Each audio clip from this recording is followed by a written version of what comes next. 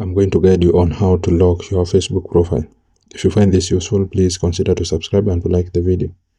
Now, as you can see, if I go to this profile here, you are going to see that the profile is locked and only friends to this person are able to see everything that is in profile details and all the photos and all of his friends. So in order to lock your profile, you're just going to go back. Then you'll tap on your profile icon on your top left corner. Then it will land you on your profile. So we are going to go to those three dots beside edit profile. Tap on them. Then it will land you to profile settings here.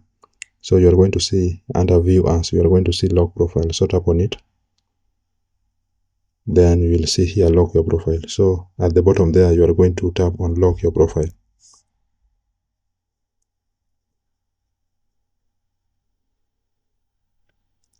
Then you locked your profile.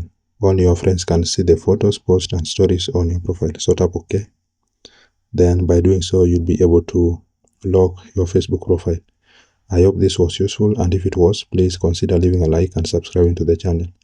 Thank you for watching, and I hope to see you in the next one.